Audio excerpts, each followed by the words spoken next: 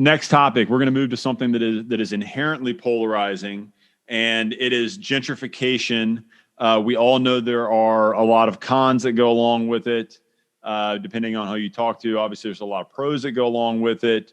So gentrification, I don't know if we want to center in on one specific neighborhood or just keep it really broad, but hot take on Charlotte gentrification. Go.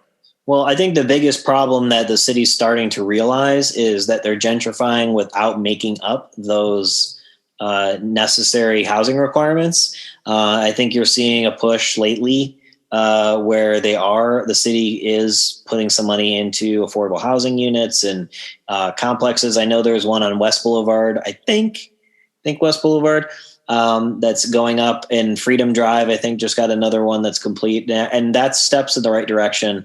That's not to say that gentrification is okay. It just needs to be recognized that there needs to be two sides to that coin rather than just one. I think you look at the area down Clanton area, Loso, but that area around Scaly Bark Station is seeing just a ridiculous amount of townhome construction. And to me, that area was less residential in general. There was a lot more like just auto body shops and that kind of stuff. So pushing that out is not necessarily a bad thing.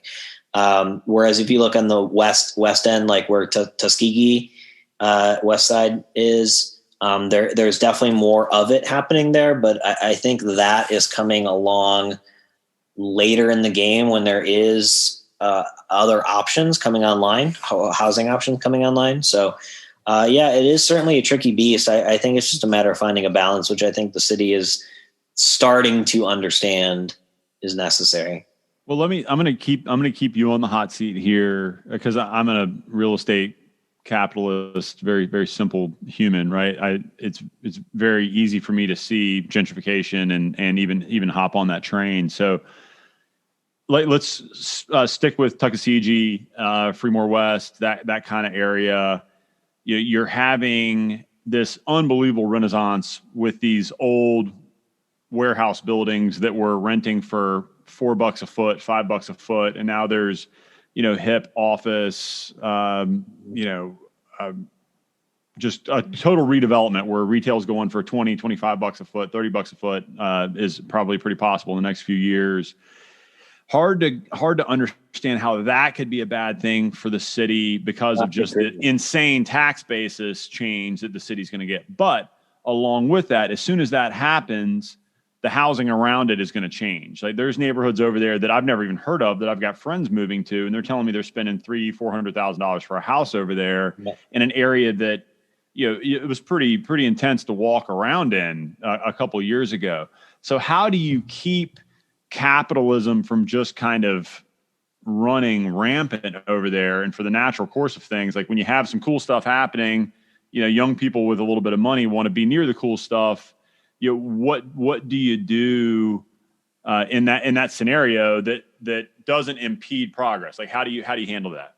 Well, and that's what I'm saying when you have to strike that balance, because I agree. I don't think growth is ever a bad thing.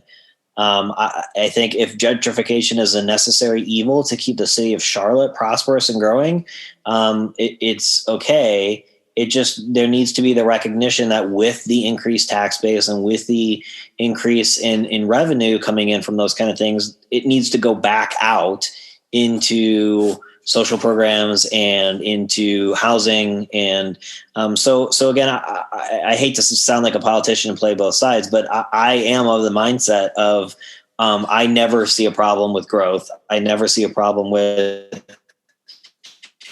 take some rundown area and finding an opportunity in a needle in a haystack and improving an area across the board, especially an area around uptown Charlotte.